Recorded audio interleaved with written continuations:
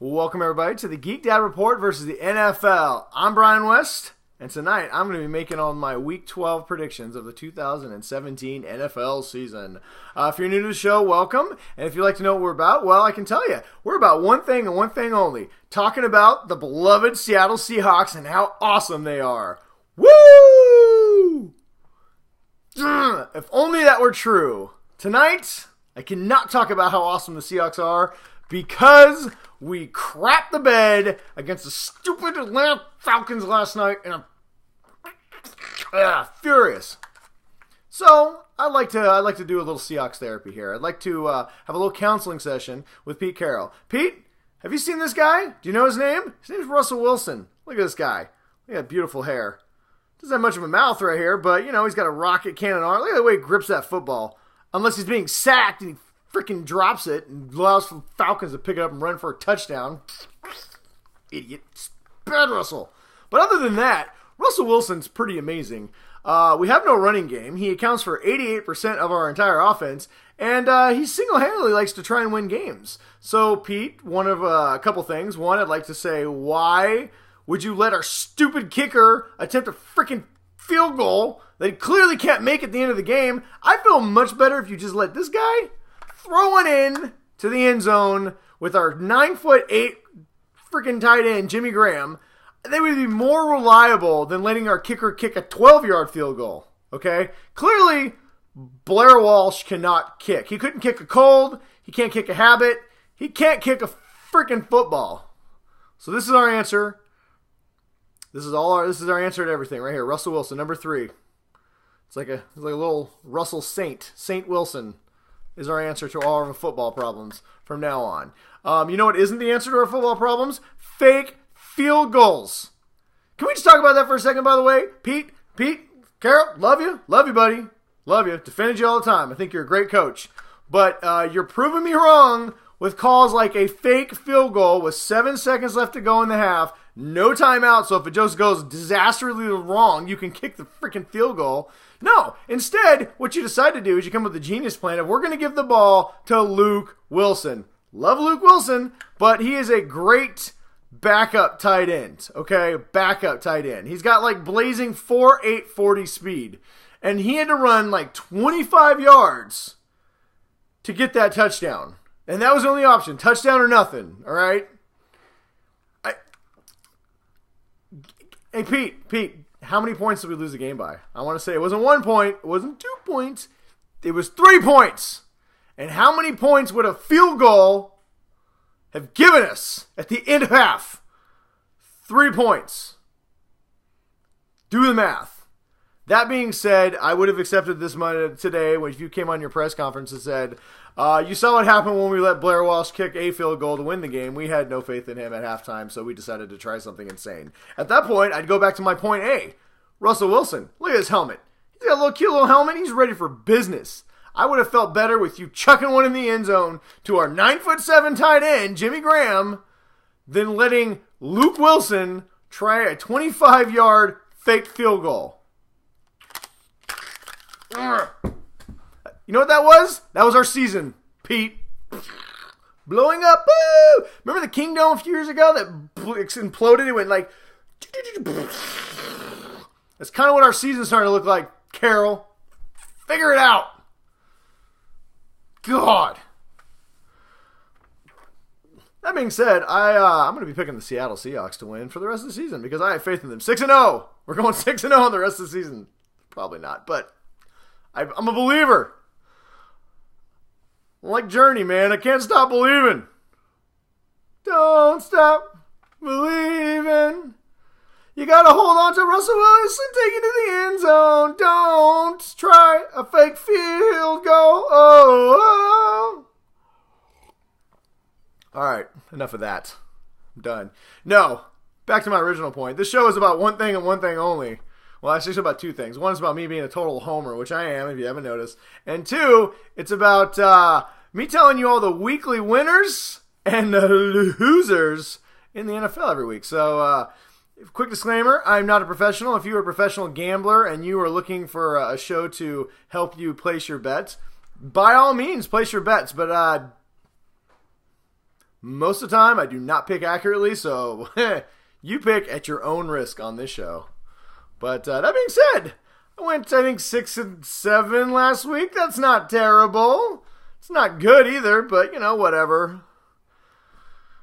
Somebody who wants me to let you know that he did better than me is my good friend and co-host, Ryan Tomlinson, who filled in for me last week because I decided to take the week off and, kept telling him, you know what, he's running his mouth about how good he is at predicting outcomes of NFL games and how much better he is than me. So I said, you know what, Ryan, put your face where your mouth is and get that shit on tape so people can hold you accountable like they hold me accountable. And he went like 7-6 this week, or 7-7. I don't know. How many games were there? There are 14 games? Okay, so he went 7-7 and I went 6-8. Not as good as 6-7, obviously. I get that. I was trying to, forget about that Seahawks game, but whatever. It doesn't matter. That's all in the past. New week, new games, new outcomes. Going like 18-0 this week because nobody's on a bye. Everybody's playing. I don't think there's actually 18 games. I think there's probably 16 games. So I'm going to say I'm going to go 16-0 this week. Calling it right here on the show. First up, in our Week 12 games, we have 3 Thanksgiving games. So if you're a fantasy football player, make sure you set your roster or your lineups. We have Turkey Day on Thursday. So every Turkey Day, we get a lot of football, and this year is no exception. So first up, we got the annual Lions game. They're playing a team that's better than them. Seems to be a yearly tradition. The Vikings are coming to Detroit to probably beat the Lions. Actually, I'm not going to bury the lead. Yes, the Lions are going to lose. The Vikings are red hot right now with Aaron Rodgers out. I think this division is theirs for the taking. The Lions are not red hot, but they're not necessarily cold either. They're a little on the lukewarm side. They're kind of a scrappy team, but the Vikings are scoring points like nobody's business. They're going to be playing in a dome with the fast track, and their receivers are running wild on people right now. And good old Casey Kasem, 1980s DJ, is just slinging the ball all over the place. I'm going to say the Vikings are going to beat the Lions, and they are going to put a stranglehold on the NFC North. Let's see what we got next. The Chargers are heading to Dallas. The annual Dallas game. I remember this awesome game in Dallas one time. It was when this beloved football team from Seattle showed up and they beat the Cowboys and they were holding like this plate of turkey over their heads and it was awesome. And Richard Sherman was eating like a turkey leg. It was really good. Man, it was good times. That was before Richard Sherman blew out his Achilles. Rest in peace, Richard Sherman's Achilles. You will be missed. Ugh, very much so. God, anybody see that Falcons game? I did. Not so hot in the streets. But, whatever. What do you do, right? You move on. You move on with your life. And you move on to your rookie superstar corner who got knocked out in the first quarter. First play of the game. That was great. All right. You know what? Nobody wants to hear more about the Seahawks loss. Anyway, Cowboys coming off 2 really bad losses. I think Dak Prescott is still getting sacked as we speak. That being said, there's going to be no Zeke. But the Chargers are terrible against the run, and Alfred Morris looked pretty good last week, even against the Eagles, who had the number one or number 2 rushing defense in the NFL. So I'm going to sit here and I'm going to say that the Cowboys are going to get their left tackle back, which will solve some of the Dak's nightmare problems. And even though the Chargers are red hot right now, just absolutely pasting the Buffalo Bills last week, they are not going to be playing a rookie quarterback in his first start. So I say the fun comes to an end for the Chargers. The Cowboys, losers of 2, will find a way to win this at home on Thanksgiving and keep themselves a little bit relevant in their division. Next up in their division, the final game of Thanksgiving, is the New York Giants, who are coming off the most improbable, surprising victory against the Kansas City Chiefs ever. They are playing the Washington Native Americans in Washington, who came off a devastating loss to the Saints where they had it all wrapped up and the Saints managed to find a way to beat them. Well, I'm going to make this pretty easy. The Giants got real lucky last week, and they are a terrible team. McAdoo, their coach, looks like he should be on a have you seen Stay Away from My Children list? That guy looks like a creeper. Don't know anything about McAdoo, but I know Maca don't want him anywhere in my neighborhood because, have you seen that face? Creeper.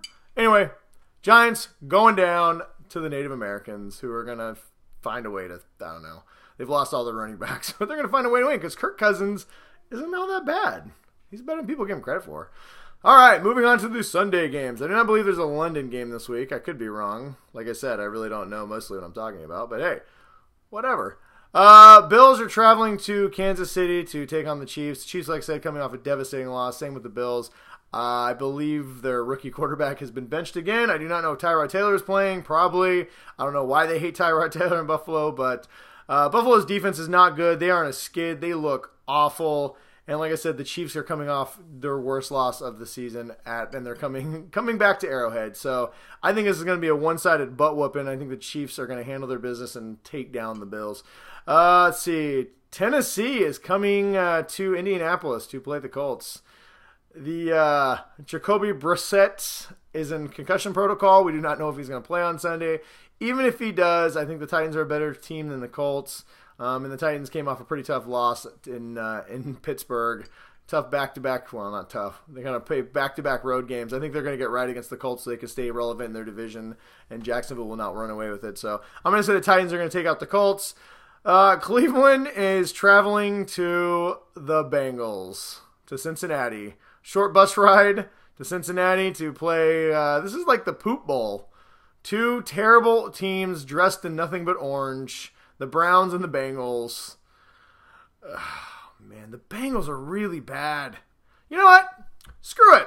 I'm calling it upset. The Browns are going to get their first win against the terrible Bengals. Probably not, but every week I call one crazy upset. So this is my crazy upset of the week. The Browns are going to get their first win against the really bad Bengals. I mean, the Bengals are so bad. Denver is terrible, and the Bengals could barely beat them.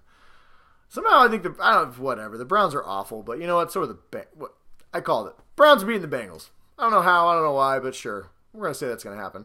Tampa Bay is traveling to Atlanta, the red-hot Falcons right now, who just handled the glorious Seattle Seahawks in Seattle, which is actually pretty hard to do. The Seahawks were 7-0 in Monday Night Football under Pete Carroll, so thanks for that, Falcons, jerks.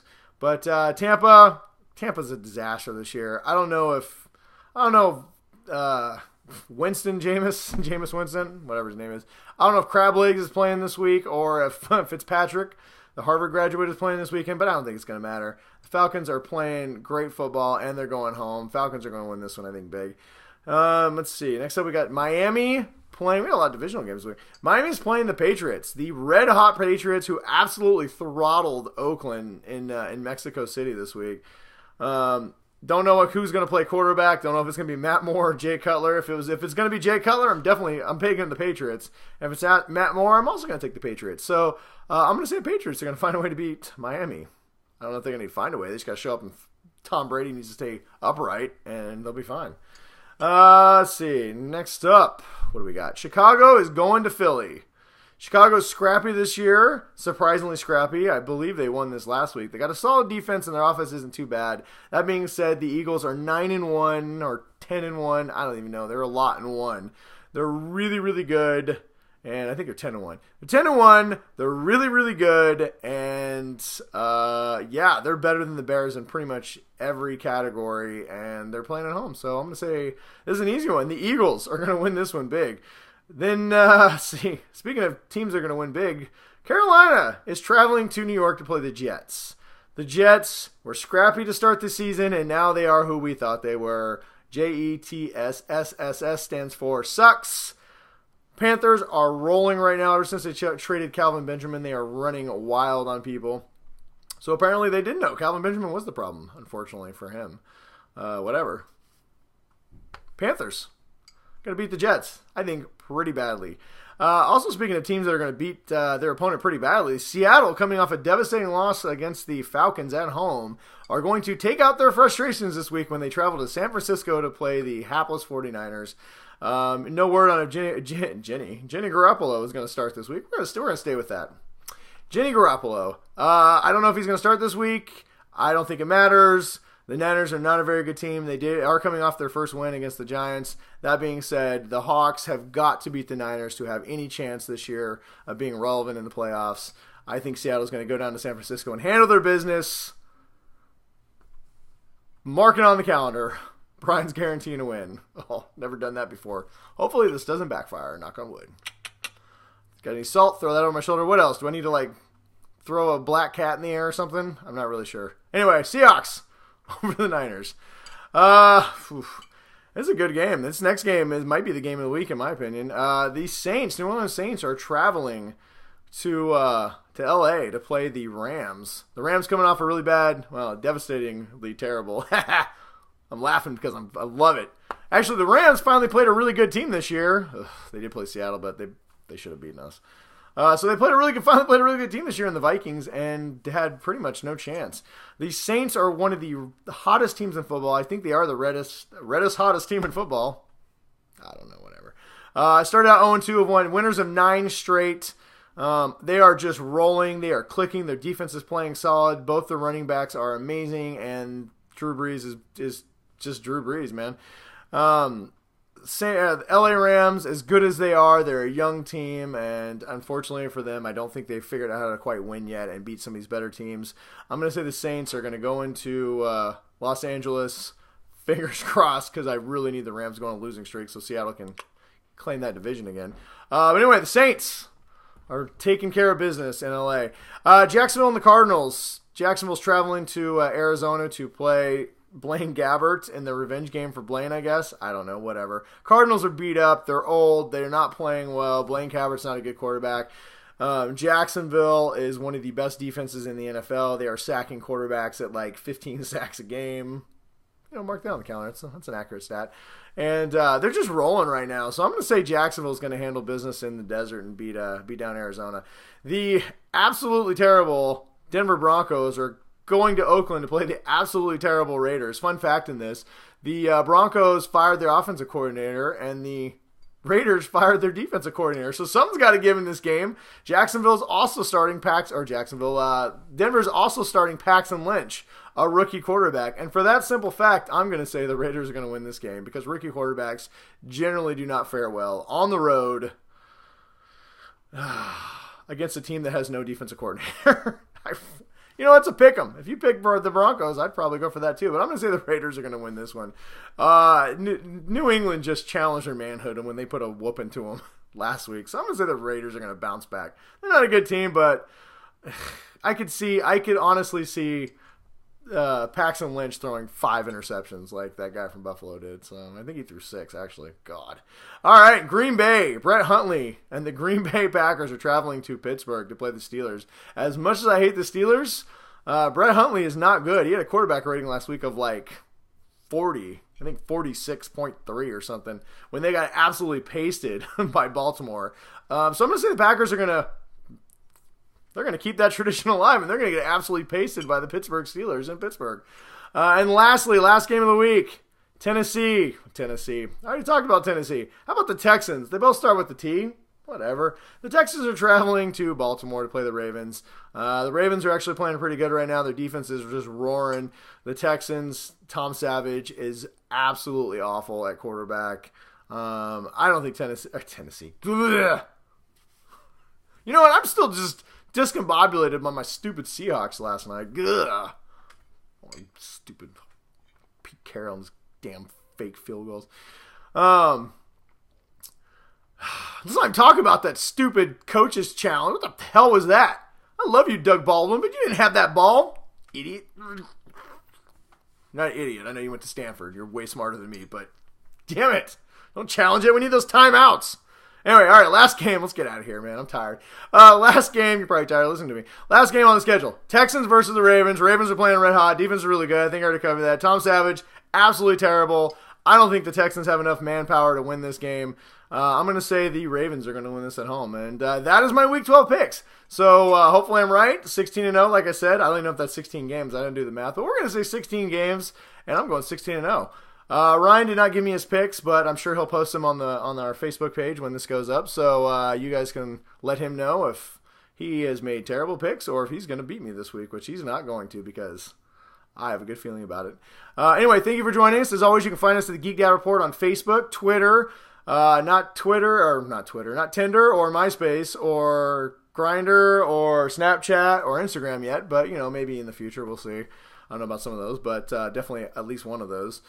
If you'd like to follow me, I'm at BrianWest53 on Twitter, and you can find us on iTunes, Facebook, at Geek Dad Report. So thank you for joining us. Oh, you can also find Ryan at Big Bruiser I cannot talk tonight. You can find Ryan at Big Bruiser, and that's spelled BIGBRUSR, I think. I don't know. Just go to the Geek Dad Report or go to my Twitter account, and you can find his link from there. So, anyway, thank you guys for joining us for another episode of the Geek Dad Report versus the NFL. Quick reminder, no Geek Dad Report main show this week because of Thanksgiving. So, you guys, everyone have a happy Thanksgiving, and go Hawks! Till next time, everybody. Stay awesome.